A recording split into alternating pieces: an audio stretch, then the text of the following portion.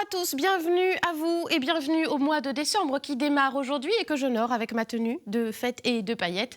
Et aujourd'hui, dans le 18h de Télé Nantes, nous allons aussi honorer une lettre peu usitée qui vaut 10 points au Scrabble, c'est la lettre K.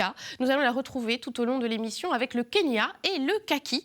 Nous irons au Kenya avec nos invités, un joaillier et un photographe, tous deux nantais. Ils sont partis fin octobre sur les traces d'une pierre précieuse qui s'appelle le grenade savorite. Ils vont venir en plateau nous raconter leur périple. Et puis en fin d'émission, on retrouvera notre chroniqueur botanique préféré, c'est Romaric bien entendu, qui nous fera une ode au kaki. Alors le kaki, ce ne sera pas une apologie de l'uniforme militaire bien sûr, mais il nous fera une belle leçon de choses sur ce fruit qui ressemble à s'y méprendre à une tomate pas mûre. Kenya et kaki, c'est le programme du 18h de Télé Nantes du 1er décembre et ça démarre tout de suite.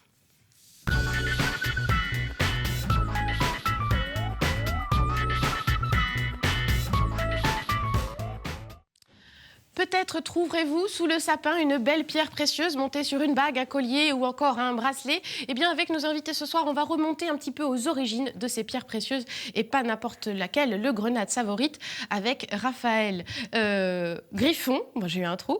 Bonsoir. Bonsoir. Vous êtes joaillier et vous êtes accompagné ce soir de Louis Brunet, qui est aussi votre cousin dans la vie et qui est photographe. Bonsoir. Bonsoir. On est ravis de vous accueillir pour raconter cette histoire un peu folle quand même, ce projet fou de partir au Kenya. Je le disais, c'était au mois d'octobre. Vous êtes parti 2 semaines sur les traces d'une pierre précieuse, le grenade savorite. On va y revenir.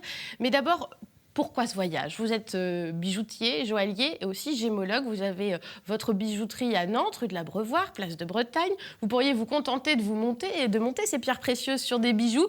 Mais vous êtes dit non, je pars aux origines. Je vais aller moi aussi dans les mines voir comment ces pierres précieuses prennent vie et émergent. C'est votre côté Indiana Jones à la recherche du diamant vert qui vous a poussé à faire ça? Oui, c'est un peu ça. C'est de se dire, on travaille des matières extraordinaires pendant toute l'année. Et puis d'aller au cœur de l'extraction et d'aller vivre avec ces mineurs, quand on revient et qu'on présente ces pierres à ma clientèle, on raconte une histoire qui est vraie, c'est-à-dire qu'on a pu voir l'extraction, comment ça se passe exactement, comment elle va être taillée, jusqu'à la mise en valeur dans l'atelier. Et on se rend compte que les gens s'y intéressent de plus en plus, de connaître les origines. Donc c'est aussi... Ils sont curieux. Ils veulent pas juste... Ils sont de plus en plus enfiler curieux. Des perles, on va dire. Et ouais. Ils veulent justement savoir ce qui se cache derrière. Exactement. Alors, on voit quelques photos de votre voyage. On vous voit donc tous les deux sur les photos. C'est pas votre premier voyage, on y reviendra. Vous avez aussi été en Guyane, en Côte d'Ivoire, à Madagascar, toujours sur les traces de ces pierres précieuses. Et toujours vous en ramenez des images. Mais là, pour la première fois, vous avez voulu y aller en famille, avec votre cousin qui est photographe, qui a pris ces quelques clichés. Vous, qu'est-ce qui vous a donné envie de partir dans cette aventure-là au Kenya ? J'ai eu une très bonne opportunité de partir. Mon cousin m'a proposé de venir avec lui. Et j'ai pas refusé une seule seconde parce que je suis toujours partant sur ce genre d'expédition.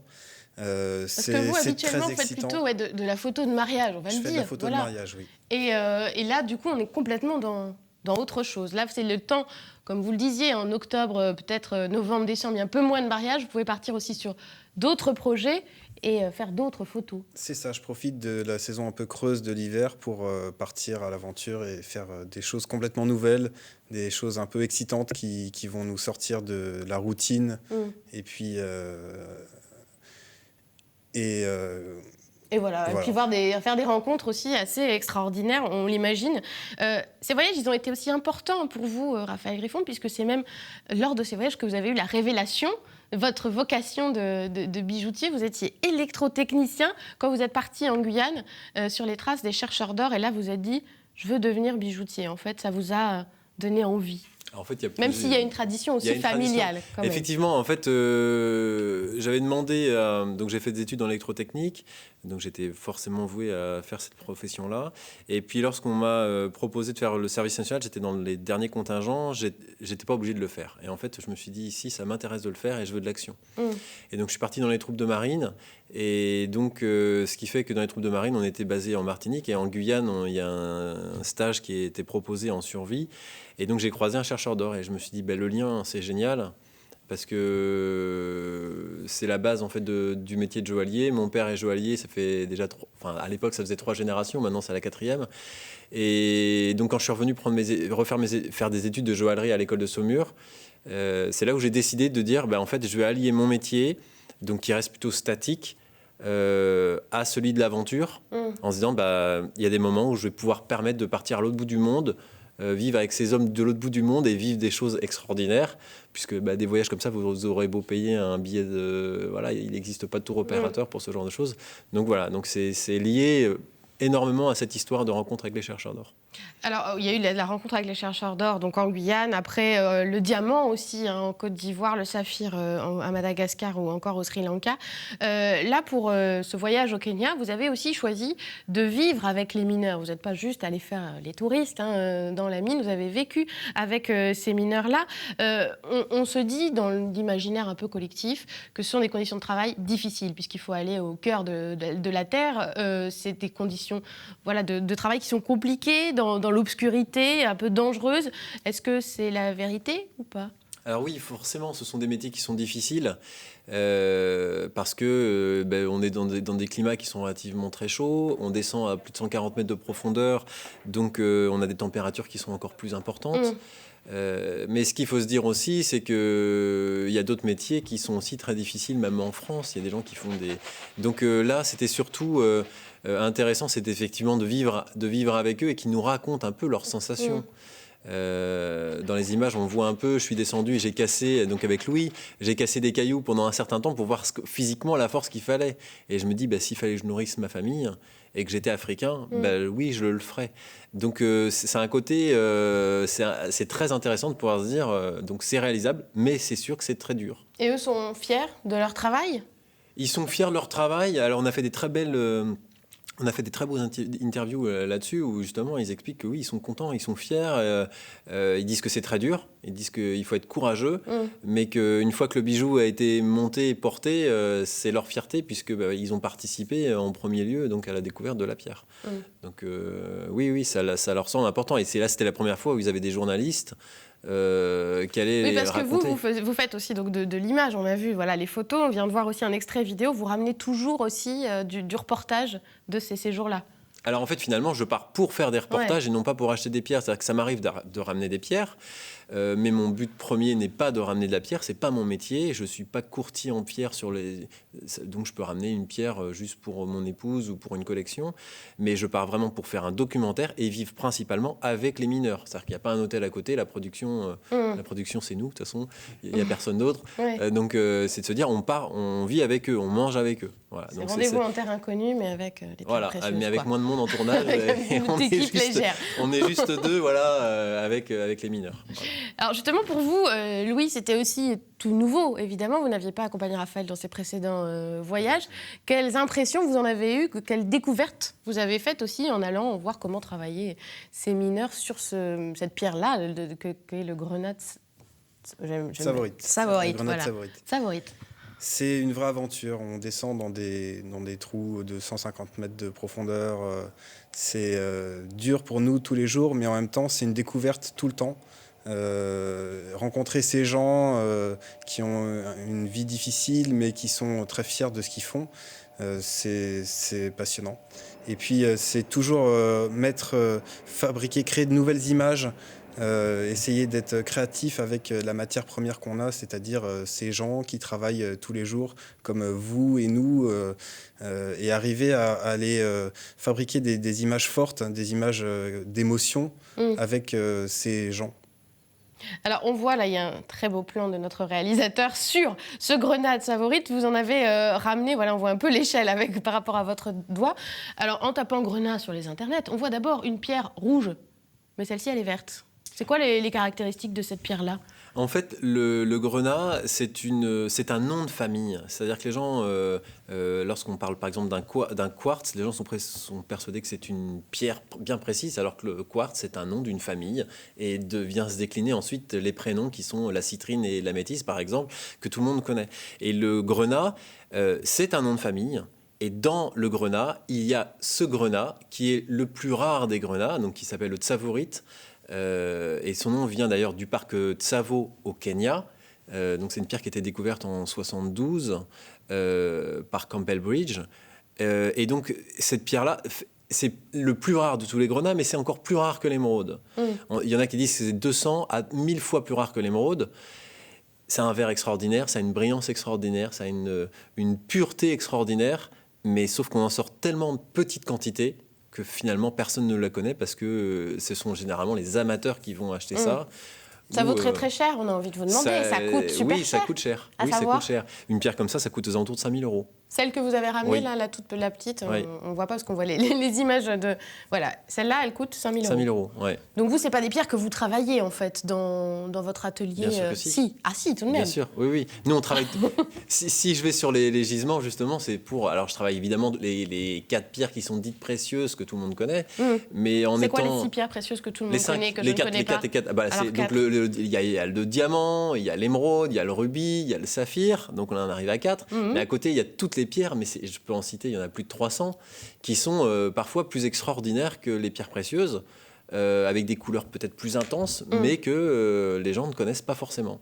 Donc voilà. Donc voilà, et vous avez prévu d'aller aussi sur les traces des autres pierres, puisqu'on l'a dit, il y a eu l'orgue, il y a eu le diamant et le saphir, mais quid du rubis et de l'émeraude, par exemple?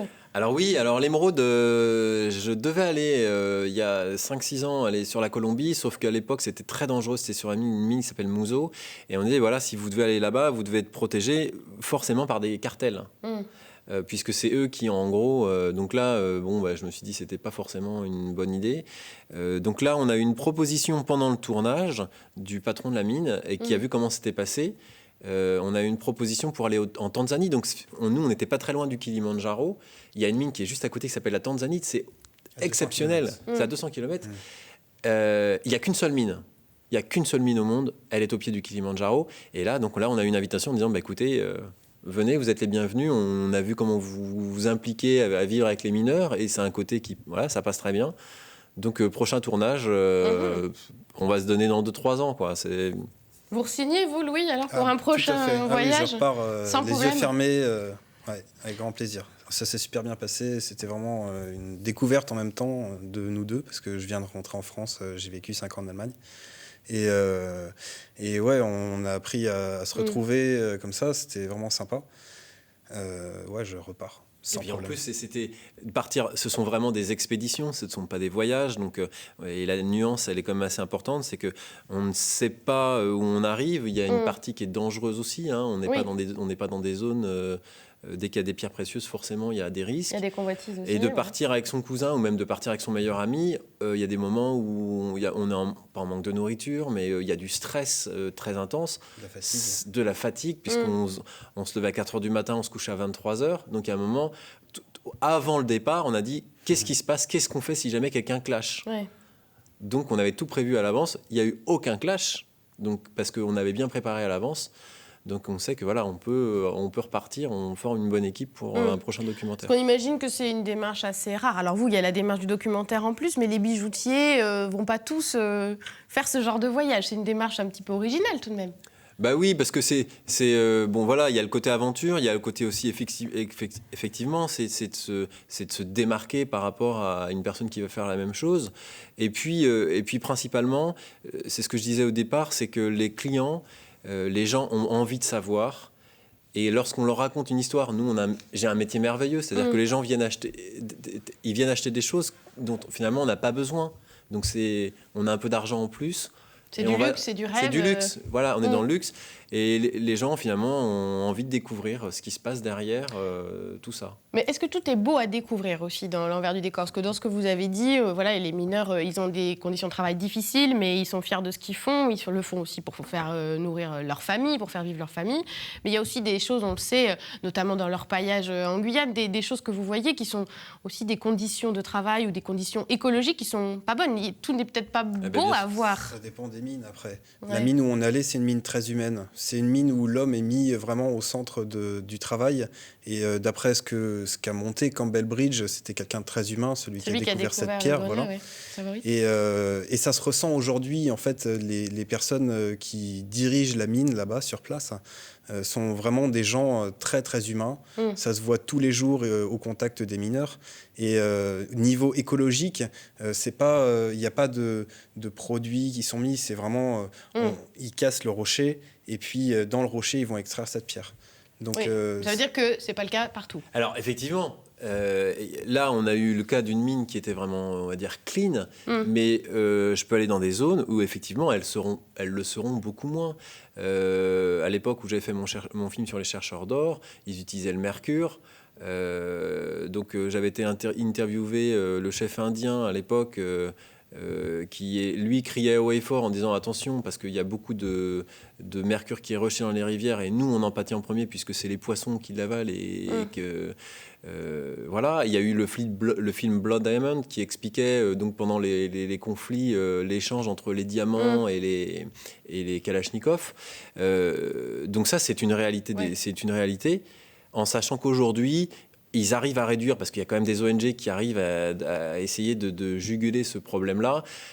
Pour le diamant, on a entre 2 et 3% de diamants de conflit qui sont sur le marché. Donc ça arrive. Mais de toute manière, vous savez, c'est presque impossible à arrêter, de toute manière. Donc aussi, avec vos reportages, vous montrez qu'il existe d'autres façons de faire. Bien sûr. Aussi. Ouais. C'est aussi le but, le but de la pédagogie aussi de ces reportages, c'est qu'il y a des façons d'extraire ces pierres précieuses qui sont respectables de l'homme et de l'environnement. Ouais. Alors, vous travaillez justement là, en ce moment sur ce documentaire. On pourrait le voir d'ici...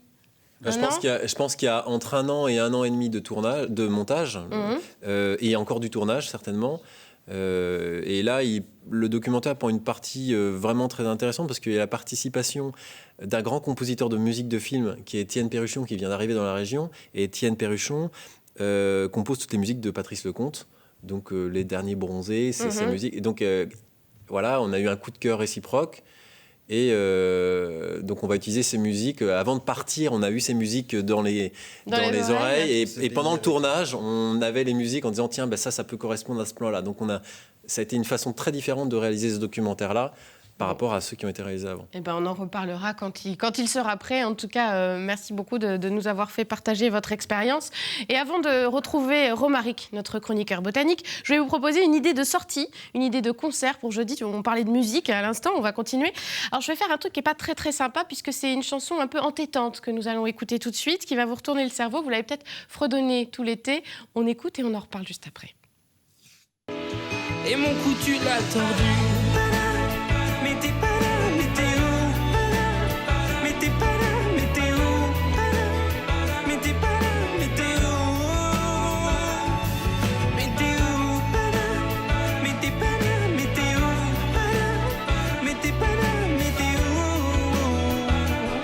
Mais t'es où? Des nuits d'ivoire sur ça je t'en dois, si les tiennes sont noires. Non, je ne t'en veux pas.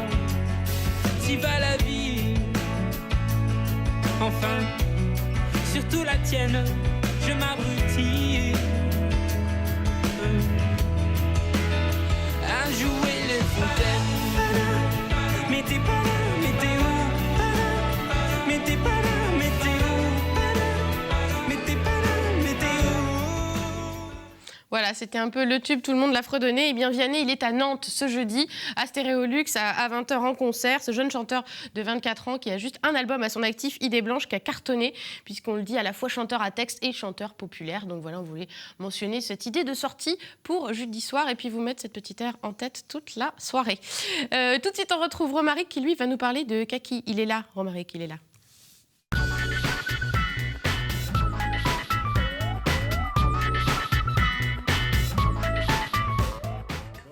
Voilà, nous aimons les rencontres sur ce plateau. Donc Romaric est allé chez le coiffeur. Ah bah. Voilà. Et puis, voilà, ça vous a intéressé, j'imagine. Ouais, j'ai entendu que la deuxième partie, je crois. Mais j'étais au maquillage, évidemment. Mais vous écouterez le début. J'ai voulu écouter dans l'introduction avec les cas, tout ça. Ouais, c'était joli. Hein. Ça vous a plu. Pleuré, ouais. Alors, du Kenya, nous passons donc au kaki, comme promis. Kaki est le fruit de l'hiver. Voilà, c'est ça, on peut dire ça. Et tout à l'heure, tu disais, ça ressemble à une tomate, pas mûre. Une tomate pas mûre, c'est vrai, non? Une tomate pas mûre, c'est ça. Et ça ressemble à un autre légume aussi, pour la couleur. Et ça va dans ta thématique. J'essaie d'être dans ta thématique. La couleur. Qu'est-ce qu'il y a d'autre? Une courge? Bah non, pardon. Ouais, la carotte. Citrouille, carotte. Carotte. Tu vois, carotte. Ah, C'est pas carotte. aussi, Ok, carotte. ouais, ça va. Tiré par les cheveux, mais ça va. Ouais, non, mais effectivement, c'est parce que dedans, il y a plein de carotène, comme dans la carotte. Et du coup, c'est plein de vitamine C. Donc, c'est non seulement le fruit du moment, mais en plus, c'est très bon pour la santé. Comme les carottes, ça rend aimable, n'est-ce pas? Le kaki aussi. Le kaki aussi, voilà. Et du coup, c'est plein de vitamine C. Mais il y en a plusieurs dans la famille. Ça, c'est le asiatique. Donc, il vient de Chine. Et depuis plus de 1000 ans, on le cultive au Japon. C'est le fruit national au Japon. Il y a des milliers de variétés. On peut presque dire que c'est, je sais pas, comme le raisin pour nous, un petit peu. C'est-à-dire que c'est vraiment le fruit emblématique. Mais ils font pas du vin de kaki, néanmoins. Non, je crois pas qu'ils en fassent maintenant. C'est très sucré. Il pourrait, c'est presque aussi sucré comme du raisin. C'est un des fruits les plus sucrés. Et je pense que les Japonais, ils aiment quand même plutôt bien des fois les choses un peu compliquées, qui sont très très précises, comme les poissons là qui mangent, très si tu rates, raffiné. voilà, tu meurs. Et tiens, on voit le grand kaki, donc il y a un des plantes en ce moment, qui est du coup une des particularités, c'est qu'il garde ses fruits alors qu'il n'y a plus de feuilles. Donc on les voit bien, les fruits, on dirait un arbre de Noël presque. On dirait une déco de Noël. Voilà, c'est ça. Ça fait un peu ça fait les boules de Noël. Et puis d'ailleurs, les gens s'arrêtent, les prennent en photo. Mais oui, c'est vrai. Voilà, tu peux J'atteste. Et donc du coup, je disais les fruits, en fait, donc ça, c'est un qui est comestible, hein, les gros kakis. Et c'est un peu raffiné au sens où c'est vraiment immangeable tant qu'ils sont pas exactement mûrs. C'est ultra astringent, c'est vraiment infect. Quand il est comme ça, c'est immangeable. Et en fait, il va ramollir. On dit qu'il est blette, comme une poire blette. Hein. On attend que, notamment, c'est quand il y a un coup de gel, ça marche très bien. Du coup, d'un seul coup, il devient blette. Et là, on peut plus le transporter du tout, parce que c'est trop mou, c'est trop voilà. Et en 2 jours, il est pourri. Et donc, du coup, je pense qu'entre autres, au Japon, ils ont un petit peu, ils aiment les choses un petit peu très, très pointues. Et ça fait partie peut-être des raisons pour lesquelles ça a aussi bien marché là-bas. Voilà. Et ils le font en sec comme les figues sèches. Moi, j'ai déjà mangé en figues sèches, parce que du coup, tu attends que c'est bien mûr et tu le déshydrates. Et après, il y en a d'autres. Voilà. Alors, un peu plus haut, dans le jardin des plantes, à côté du banc, n'est-ce pas? Voilà, du grand banc de Claude Ponty. Il y en a d'autres. Alors, il y en a un qui vient du coup, là, après Kaki. T'as queue aussi. C'est un rapport avec les queues. Plaque minier, là, j'ai vu ça. Il y a plaque minier, puis queue tout court, c'est le kaki américain, on va dire Diospyros virginiana, celui qui sert à faire les queues de billard. Incroyable. Il fallait être dans ta thématique. Ouais. Et en plus, à Nantes, voilà, donc il fait des fruits qui font plutôt j'en ai pris, on va voir après, ils font la taille d'une cerise. Alors, c'est pas exactement celui-là, mais ça, cette fois, ça l'est. Et, on est dans la même famille, là. Voilà, on est toujours dans la même famille. C'est en gros un mini lotus. Et le lotus donc américain, il est plus petit. Et celui qui l'a ramené, c'était le marquis Barin de la Galissonnière. Et c'est celui qui avait ramené le magnolia à Nantes en même temps. Donc il a ramené le magnolia, le kaki, le sassafras, le tulipier de Virginie. Donc ça fait partie un petit peu des plantes. Il y avait beaucoup de choses dans sa valise. 4 plantes qui, pour la première fois, arrivaient en Europe. Et ce qui est marrant, c'est qu'il y en a une asiatique, donc qui était le kaki à gros fruits, on va dire comme ça, le kaki à queue de billard américain. Et en Europe, on va dire plutôt Turquie, bassin méditerranéen, on a un autre kaki qui s'appelle le kaki lotus, enfin Diospyros lotus. Toujours le même fruit, mais encore en plus petit, qui ressemble plutôt à la taille mon doigt, voilà, la taille d'une cerise plutôt. Ouais. Là, on est aussi plus sur le raisin. Là. Vous parliez de raisin tout à l'heure, ça ressemble aussi. Voilà, ça ressemble aussi. Et comme il est bien résistant chez nous, c'est qu'assez souvent on greffe, c'est-à-dire qu'on prend le pied de cette espèce-là, le lotus, le kaki lotus, enfin Diospyros lotus, et dessus on vient mettre un qui va faire des bons fruits. Parce que, alors, on a trouvé aussi, attention, ça va être rapide, hein, rue Marianne du Bocage, un autre kaki. C'est le Virginiana, celui-là. Voilà. C'est le. Donc si vous vous promenez dans les rues de Nantes, il faut lever le nez. Voilà, il y en a un là, il y en a un à Saint-Jacques, il paraît que vous n'avez pas le droit de filmer parce que vous étiez louche. Oui, on est rentré à l'hôpital Saint-Jacques, on nous a chassés. Voilà, alors qu'il y en a un qui est centenaire, à mon avis, c'est un des très beaux qu'il y a en France. Tant pis, on ne le verra pas à l'image, mais si vous rentrez dans l'hôpital Saint-Jacques, vous pourrez le voir. Et peut-être il reste 30 secondes, c'est ça? Ah oui, même un peu plus, je crois, il reste 1 minute. Ah, c'est beau. Et du coup, en termes de famille, Diospyros, c'est l'ébène en fait. Donc en fait, tous les kakis sont des ébènes. Donc voilà, on a le bois aussi, c'est pour ça d'ailleurs que de billard, ça sert aussi à faire des clubs de golf. Persimmon Wood, je crois les plus beaux clubs de golf. Et du coup, c'est un bois très très dur, très résistant. Et donc selon qu'il se trouve en Afrique, on va dire, c'est plutôt un dont on se sert du bois. S'il est au Japon, ça fait des gros fruits. S'il est aux États-Unis, des queues de billard. Donc une grande famille. Et qu'on retrouve chacune avec un usage dans un continent différent. Un arbre très utile dont on sert du bois, des fruits, voilà, on peut tout en faire plein de choses. Et qui en plus est joli chez nous. Et en plus, c'est joli à voir, c'est super. Donc c'est presque un bijou pour. Oui. Mais il y a des étymologies. Ce que vous faites, il y a toujours. Il y a des liens, il y a des voyages et des origines à retrouver aussi. Merci beaucoup Romaric pour toutes ces informations. Merci à nos invités d'avoir été avec nous et merci à vous de nous avoir suivis. Bonne soirée sur Télé Nantes.